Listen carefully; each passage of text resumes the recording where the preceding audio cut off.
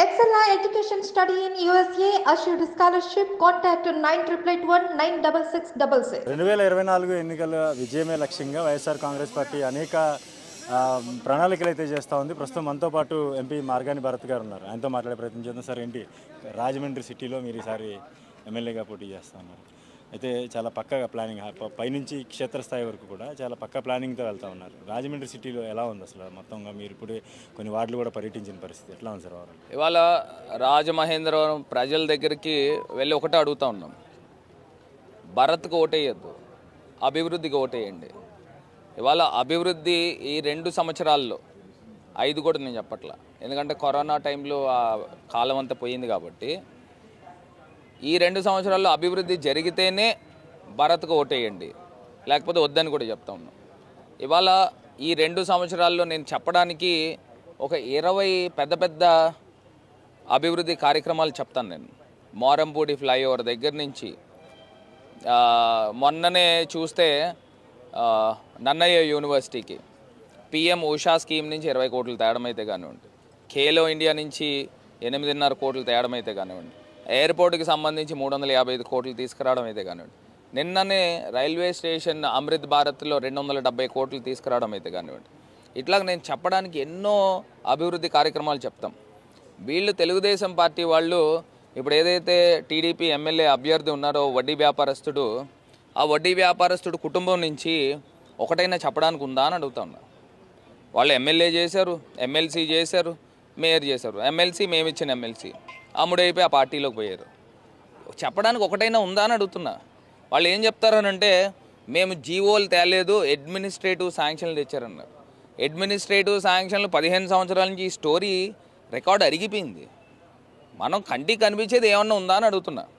మీ ఈనాడు పేపర్లాగా బిల్డింగ్లు ఫోటోలు చూపించడం తప్పితే, అలాగా అరచేతిలో వైకుంఠం చూపించడం తప్పితే ఏమన్నా ఉందా అని అడుగుతా ఉన్నా. అసలు తెలుగుదేశం పార్టీకి ఓట్లు ఎందుకు వేయాలా అని అడుగుతున్నా. ఏం చేశారని ఓట్లు వేయాలా అని అడుగుతున్నా. ఇవాళ నిజంగా అభివృద్ధికి ఓటేయలేదనుకోండి, మనం ఏం చెప్పలేము.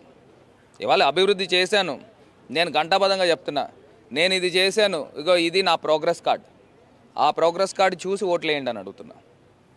అయితే మీరు ఈ అభివృద్ధి పనులకి సంబంధించి స్పష్టంగా కనిపిస్తూ ఉంది. అయితే ఉపాధి నిమిత్తం గతంలో కూడా మీరు కొన్ని ఇంటర్వ్యూస్, ఇక్కడ యువతకి ఇంటర్వ్యూస్ కండక్ట్ చేయడం జరిగింది. రేపు కూడా ఏదో భారీ ఎత్తున ఇలాగ జాబ్ మేళా ఏదో పెడతా ఉన్నారు. ఏంటి సార్ దాని గురించి? ఇప్పుడు నాకు తెలిసి ఆంధ్ర రాష్ట్రంలోనే ద బిగ్గెస్ట్ జాబ్ మేళా అని అనుకుంటా ఉన్నా. ఎందుకు చేతనంటే 151 కంపెనీలని ఇన్వైట్ చేసాం. సుమారుగా 5,000 ఉద్యోగ కల్పన చేసే కార్యక్రమం చేస్తూ ఉన్నాం. సో ఇవన్నీ కూడా ఏంటంటే యూత్ని ఇన్వైట్ చేస్తున్నాం. ఇవాళ biggest job Mela in Andhra Pradesh. 5,000 jobs అని అంటే చిన్న విషయం కాదు. మొన్న తిరుపతిలో పెట్టిన దానికి ఐ థింక్ 121 ఎన్నో కంపెనీస్ వచ్చినాయి. సో దానికన్నా పెద్దది. సో ఇవాళ ఈ మార్గాని ఎస్టేట్ గ్రౌండ్స్లో ఆల్మోస్ట్ ఒక 4 acres గ్రౌండ్లో ఇవన్నీ సెటప్ చేస్తున్నాం. ఐ థింక్ రేపు ఒక 7-8 వేల మంది పైనే స్టూడెంట్స్ కానీ లేకపోతే అన్ఎంప్లాయిడ్ యూత్ కానీ వస్తారని మేము అనుకుంటున్నాం. సో 10th క్లాస్ కంప్లీట్ చేసిన వాళ్ళ దగ్గర నుంచి పీజీ దాకా, స్కిల్డ్, అన్స్కిల్డ్, అదే రకంగా ఈవెన్ కార్పొరేట్ కంపెనీస్ దగ్గర నుంచి, సాఫ్ట్వేర్ కంపెనీస్ దగ్గర నుంచి, ఈవెన్ హెట్రో, కిమ్స్, ఇట్లాంటి కంపెనీస్, ఈవెన్ మొన్న బలభద్రపురంలో మేము తీసుకుని వచ్చిన Aditya Birla, paper mills, so మొత్తం అందరూ కూడా రేపు పార్టిసిపేట్ చేస్తూ ఉన్నారు. So I request all the youth from across the Rajahmundry and Godavari districts వచ్చి మీరు ఈ యొక్క జాబ్ మేళాని ఉపయోగించుకోవాల్సిందిగా కోరుతాను. అంటే ఓన్లీ గోదావరి జిల్లాలకైనా పరిమితం, ఇంకా బయట నుంచి ఎవరైనా వస్తే వాళ్ళని కూడా పరిగణలోకి తీసుకునే అవకాశం ఉంది? అంటే జనరల్గా ప్రిఫరెన్స్ లోకల్స్కి ఇస్తారండి.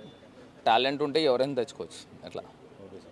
అయితే రేపు భారీ ఎత్తున ఒక ఉద్యోగ మేళా అయితే ఇక్కడ ఏర్పాటు చేసేందుకు సన్నాహాలు చేస్తున్నాం అంటున్నారు. దీనికి సంబంధించి ఇప్పటికే 151 కంపెనీలతో కూడా సంప్రదింపులు జరిపామని, రేపు దాదాపుగా ఇంటర్వ్యూస్ అన్నీ పూర్తయ్యి 5,000 మందికి ఉపాధి కల్పించేందుకు తన వంతు సహకారం అందించేందుకు కూడా ఏర్పాట్లు చేస్తున్నామని ఎంపీ భరత్ చెప్తా ఉన్నారు. రాజమండ్రి నుంచి నేను శ్రీధర్, ఐ డ్రీమ్ న్యూస్.